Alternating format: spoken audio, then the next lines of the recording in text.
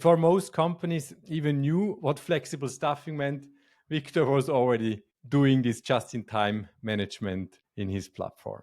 But here's what sets Viktor apart. He stepped down from the CEO role at the peak, not because of he failed, but because he saw something deeper was broken. He saw that burnout and the blind spots, the friction of scaling, this is without a true fit, and decides to do work on his own terms. These days, you're more likely to find him building ventures from a jungle cafe in Panama than a boardroom in Zurich. And yet, his impact has only grown. And so in this episode, we are unpacking the hard-won lessons of a remote-first founder. Hey, Viktor, welcome to the podcast. And I would like to jump into the first most difficult question. What do you believe what most people in the industry are still wrong about? Well, Mark, thank you for the introduction. I'm getting a bit red. I don't know if you can see it because it's such a great introduction.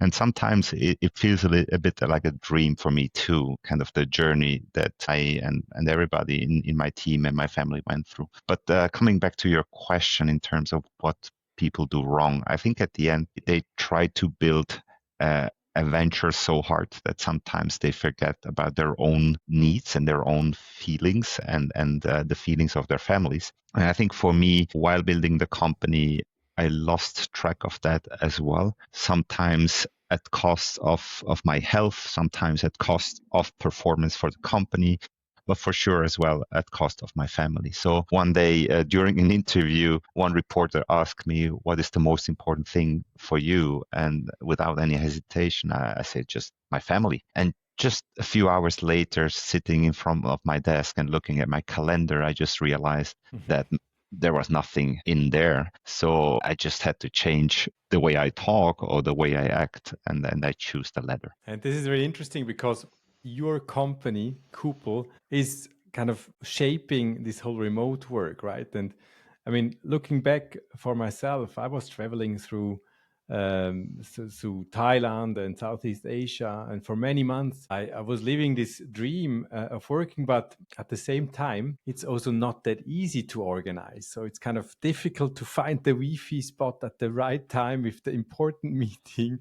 And it sounds very romantic if you look at it from beside, but if you're really part of it, it's kind of challenging. What was the part that you think is the challenging one, kind of for the leading perspective, but also from the founder perspective? Yeah, I think a lot of things change. So first of all, for yourself, as you mentioned, infrastructure is a critical one. So of course you can travel, you can move, but still you need to find out how to move, when to move, where to move, what is the best spot. Then you cannot just go and sit at the beach, which is a really nice thing, and that's where all the pictures come from.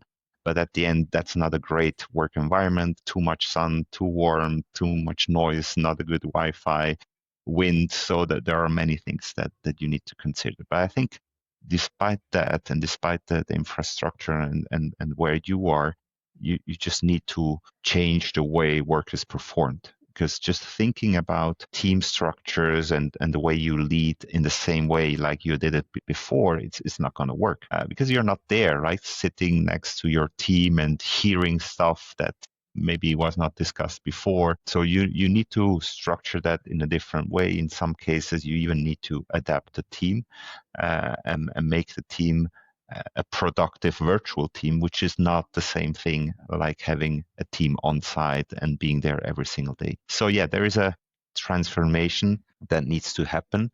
In my case, I kind of learned that along the way. So I started, like many others, think they're gonna install Zoom and have a good headphone and that's gonna work. But yeah, then first you need to adapt the goals. Then you need to think about daily check-ins. Then you need to think about, okay, where do I build the human connection? What about just these retreats where we meet each other and just have fun, just build connections without going too deep into any business discussions, and so on and so on. So there are many elements which change the way work is performed within your organization. But I think the most important one is like you mentioned in the introduction, is just letting go, which is not easy. As a founder, always there, more or less 24/7, you always have a grip on everything, like just product development, finances, everywhere.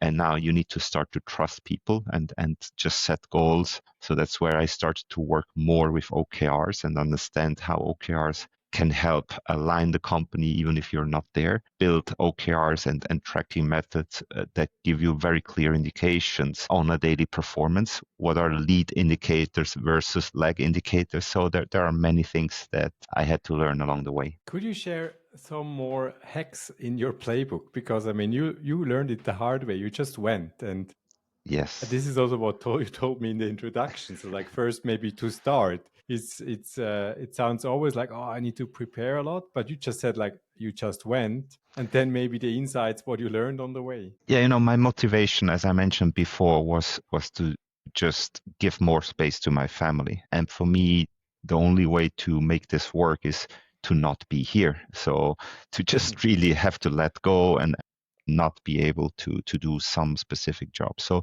changing my job role and letting others do the operational work was the first step. And I think that's definitely something that a lot of remote workers need to learn to understand. But what this are you the prepared before, right? So this I is did. like the Of course, yeah, that's something I did prepare. But I think in this means the question is more like what kind of tasks are you able to perform remotely and what not? So even today, after more than 5 years being remote, I have tasks where I come back to Switzerland or to the UK. So every 2-3 months, I spend about 10 days just of compact meeting and relationship building, which I think are really important. It's not just I go and come back in 5.5 years or 7 years or whenever you want to come back. It's as well just being there when the moment is right. So you have tasks you can perform wherever you are, but still there is one part that needs to be in person. I believe that's good. Can you share more of those moments? I mean, I like it when you say like you have those kind of time frames to really focus on relationship building, network, and you are like on site, and then there is others maybe stressful parts, but also relaxing parts. Do you have those? I don't know if you call them zones, but do you have those patterns that you use and basically not always mix it up so you have a focus time on it? Yeah, no, it started with a promise to my wife. I was working 60 to 80 hours a week before starting to go into this remote setup. So obviously that wasn't working with a family, with my wife and with a young kid. So what we did is agree with my wife that while I will traveling, I'm gonna work 2 days a week. So I have Tuesday and Wednesday where I can work, and the other days are just taboo or are just emergency options only. And then, as I mentioned, every 2 months or so, I'm going to spend about 10 days away from the family. That's where I'm just very compact and fill the days from 7 a.m. to 10 p.m. with relationships, with meetings, with dinners. I think that's where I can just focus purely on the business side. And this combination of, let's call it a week, 10 days of 100% full work and the 2 days while being away is giving me the right volume. What is good as well is like just living abroad in countries in South America. You mentioned Panama or Colombia or others. Just gives you the financial freedom as well to not have to work 100%. So this helps me as well to just take care of my kid, see him raising, and now we have another project with him as well. It's just homeschooling and finding an appropriate way to grow him in this changing world. I'm a strong believer that the education system is not adapting at the pace it should. And that's why we took over the education in our own hands. Let's see what turns out of your son, huh? Like a Yeah. startup remote founder, Yes, or maybe we'll the see. opposite. Like I need to be back in Switzerland forever and not moving anymore. Probably possible. Hey, but let's talk about the human factor. I mean, Mhm. you're company is basically all about the people. And we know that it's like, it's not running, the operations is not running if it's not an oiled machine. So from the other perspective, what was important, because you may be not the easiest leader because you're never there, right? It's maybe easier for the people if they pop into you at the coffee machine, which obviously doesn't happen. But could you maybe reframe a bit the perspective from the employees? So how do they arrange it with you? And maybe you were even saying also in the beginning that it's unlocking some total new potential as well. So it's not only about, you do it half as good as before. It's the opposite. So what's the perspective from employees? It's a lot about letting go. So with Kupel, we hired a management team, a CEO. You mentioned it before. That was on one of the reasons, just to give people this person they can rely to and so on. In many cases, when I come back here to the office, I see many new faces. They don't even know me, right? They think just, who is this guy, right? It's just walking here, sitting somewhere, and that's okay, because that's part of the game. So you're not the shiny person anymore. You're not the guy just on the interviews, on the newspapers that puts on his face next to the brand. So other people will take the stage. And I think that's part of the game. You know, you cannot live this remote dream, well, depending on the business, but not with Kupel, and still be everywhere, right? You just need to pick your battles. For me, it was a lot about finding the right people, the right leaders on site that somehow manage the company in a way you think is good. They'll never do it the same way you do it, but that's not always bad. In some cases, they do it better than you would do it because the company is already quite big. So the changes from this young startup into this scale up and large organization are big. And I think as a founder and a startup guy, the most exciting piece is in the early stage where everybody's saying just this is never going to work. And that's where all the fire of a founder like me goes in. And then once it scales, you get to 100, 200 people, you just get to other settings. You have external investors, which require you to do reporting. There are some elements which just are not that fun anymore, at least for myself, right? Hey, and when we look first at this situation, then it often sounds like, that's no rules and it's very flexible. But maybe it's also a bit the opposite. So there is a few rules, and especially if not only one person is like traveling or like remote and in different time zones. Would you share what are the most important rule sets or the kind of commitment you have to give each other in a team that it works? What do you think? Yeah, I think actually there are rules and there need to be rules because working in different location, as you mentioned, is not easy. So you need a set of rules like daily check-ins, sometimes even twice a day, like in the morning and in the evening, just to set expectation, to set direction, to set goals, stuff like that. But I think the mindset is an important one as well. The team needs to be self-motivated. You're not there every single day to see if everybody's showing up. You don't want to be there, right? And with setting the right expectation, setting the right mindset, you set the team up for success. I heard a lot from many that they use this tool or the other tool, and I don't think tools are the make or break thing. At the end, clarity is, and having a clear direction, a clear vision, breaking it down into tangible, clear goals and indicators. Like I mentioned before, lead indicators, very important thing. So every single person needs to understand if they had a successful day today.